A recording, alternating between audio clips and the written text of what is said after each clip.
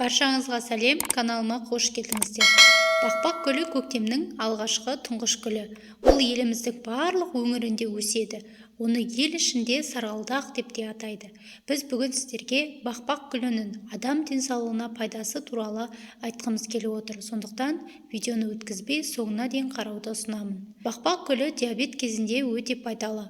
Бақбақтың уақтап туралған тамырын бір стаканға салып, шай секілді қайнатып ішіңіз. Күніне осылай 3-4 рет ішіп отырсаңыз, диабеттің алдын аласыз. Онкологиялық аурулар кезінде де пайдалы.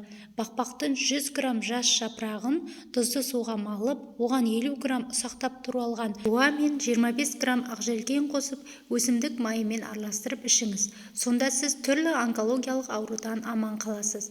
Әлсіреп қалған кезде де пайдасы өте мол. Бүйректің қамыну кезінде бақбақтың тамырын үкіштен үгіп, күніне 2 рет тамақ ішерден жарты сағат бұрын тұтыныңыз. Жүрек аурулары кезінде бақбақ гүлінің тамырын құрғақ күйінде жеп, артынан су ішіңіз. Осылай күніне 2-3 рет қайталап тұрсаңыз, жүрек ауруларынан құтыласыз. Арықтағыңыз келсе, 2 ас қасық немесе 1 ас қасық бақбақ жапырағын суға салып қайнатып, 6-8 сағат аралығында термоста сақтаңыз. Кейін кішкентай жұтыммен ішіңіз. Теріңізді ағарту үшін бақбақ гүлін жарты литр суға жарты сағат қайнатып, бетіңізді таңертең және кешке сүртсеңіз болады. Бүгінгі таңда өсімдіктен шығатын сүттен түрлі исмайлар жасалады. Олар сүйел, мүйізгек, секпіл, жылан шаққанда көмектеседі. Табиғаттағы әрбір өсімдік адам денсаулығына пайдалы екенін бәріміз білеміз.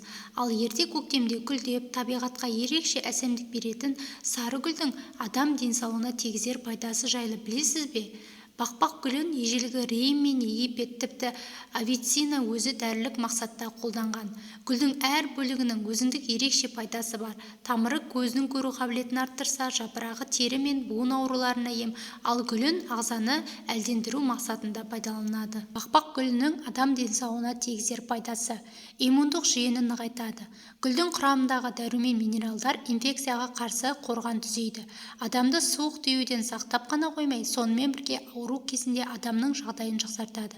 Көру қабілеттігін арттырады. Егер сіз гүлдің құрамын жайлы жақсы танысып шыққан болсаңыз, онда бета-кератиннің көп мөлшерін біле аласыз.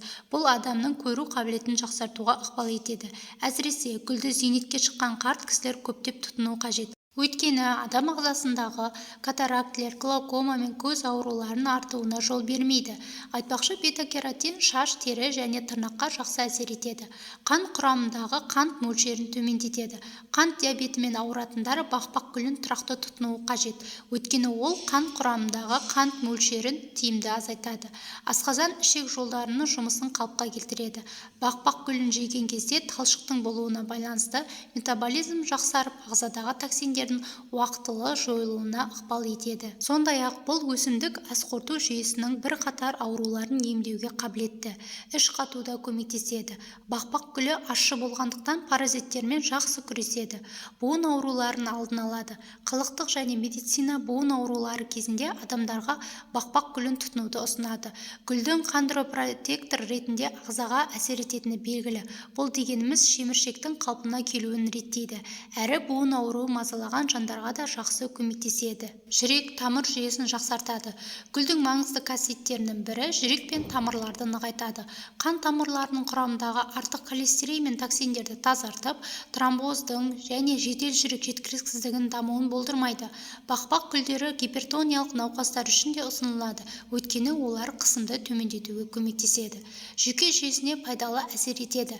Гүл құрамындағы ағзаны қуаттандыратын тониктер бар, бірақ жүйке жүйесін қоздырмайды. Керісінше, жүйке жүйені тынышталдырады. Сонымен қатар бұл ұйқыны қалыпқа келтіруге көмектеседі. Бақбақ гүлі мидың белсенділігін ынталандырады, арттырады, концентрацияны жақсартады және ұзақ уақыт қолданумен жадты күшейтеді.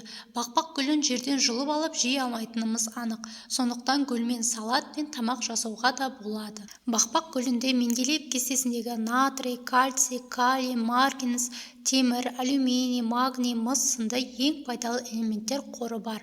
Оған қоса А, С, Ф және В дәрумендері де кездеседі. Бақбақ тамырында табиғи крахмал мен қант алмастырғыш бар. Ауруды басатын, өт айдайтын, несеп айдайтын, терлететін, қабынуға қарсы және сергітетін әсері Бақбақты ерте замандардан өмір эликсирі деп те атаған. Бақбақ ағзадан уытты заттарды шығарып, жүрек қантамыр жүйесінің қызметін жақсартады.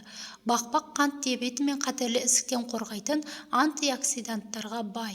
Теріні өлі жасушалардан тазартып, ылғалдандырып, әсерге ие бақбақтың косметологияда да қолданады. Күнделікті бақбақты пайдалансаңыз, бет терісі тазарып, жарқырай түседі. Оған қоса безеу, бөртпе, сыздауықтан да арыласыз. Бақбақ тамырының ұнтағы жараларды күйікті жазады. Бақбақ гүлдерінің қайнатпасы ұйқысыздық дертіне шалдыққандарға қан қысымының артуында қолданылады.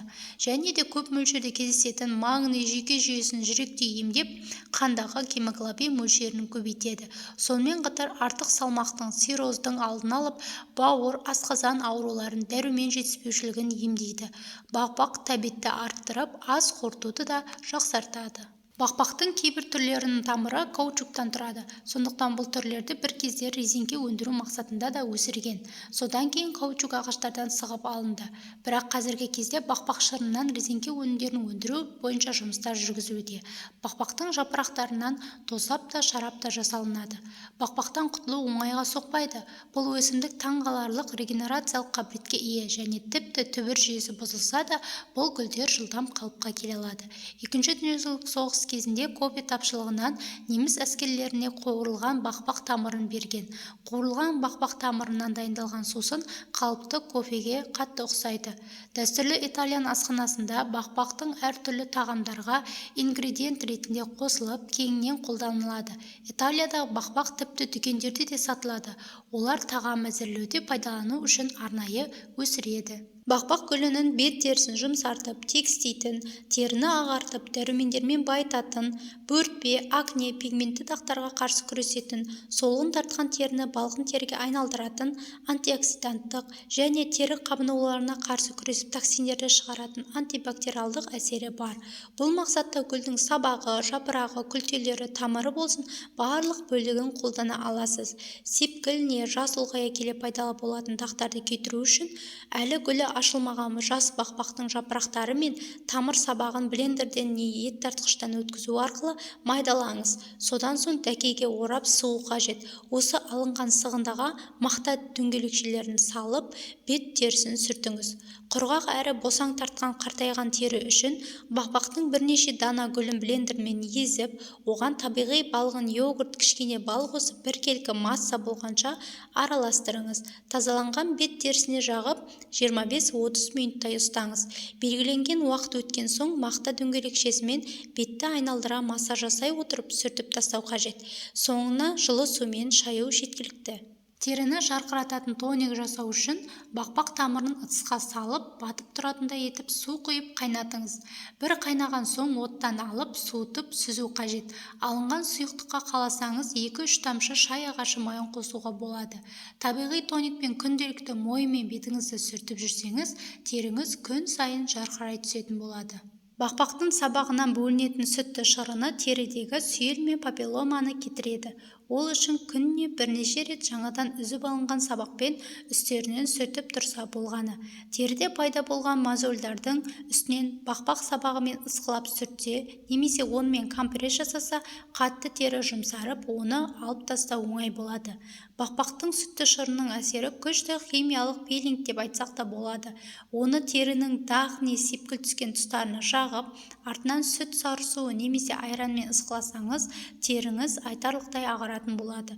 Бақбақ гүлін тіпті шаш күтімінде де қолдансаңыз болады.